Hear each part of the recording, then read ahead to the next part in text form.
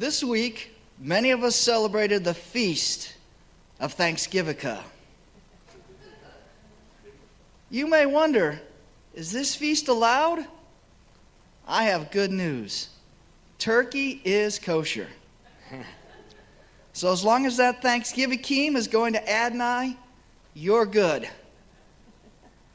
Thanksgiving may not have 8 courses of candles, but it does have 11 servings of mashed potatoes.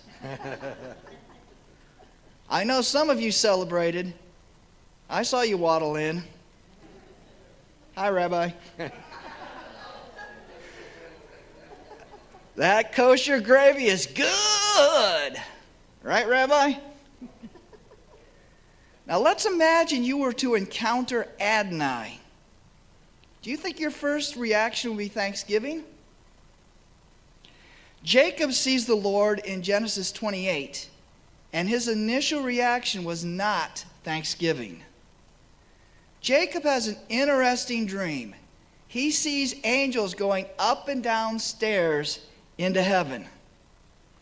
If you're wondering why angels have stairs, my best guess is Satan was messing with the escalator. At the top of the stairway was Adonai. Adonai confirmed that the covenant he had with Abraham was being passed to Jacob. Jacob would have numerous descendants, and through his descendants, all the families of the earth would be blessed. When Jacob awakes, he was afraid.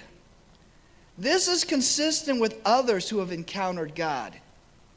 Even Moses was not able to see God's face, but he had to be hid in the crevice of a rock and was only able to see his backside. If we were to encounter God in all his glory, we would fall on our faces in fear and trembling. But when God encounters man, God does it in a gentle way, which is something that we can present great thanksgiving.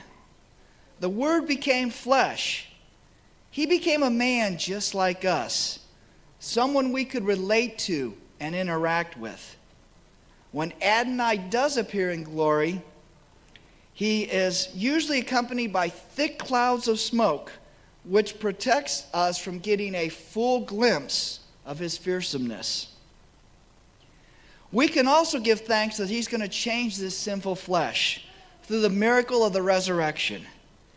And part of that transformation will allow us to enter the New Jerusalem and bask in the light and the glory of the Lamb, who will be the light of that city. If we tried to catch a glimpse of the Lamb in all his glory, we would no doubt be undone. So let's give thanks to a great and fearsome God who understands our infirmities and treats us with unsurpassed gentleness. Let's give thanks to a great and fearsome God who became flesh and dwelt among us, and we beheld his glory. And he did it in a way that we didn't become undone heaps of flailing flesh. And finally, let's give thanks to a great and fearsome God who will resurrect our sinful sukkahs of decaying flesh and clothe us with immortality. Happy Thanksgivikah.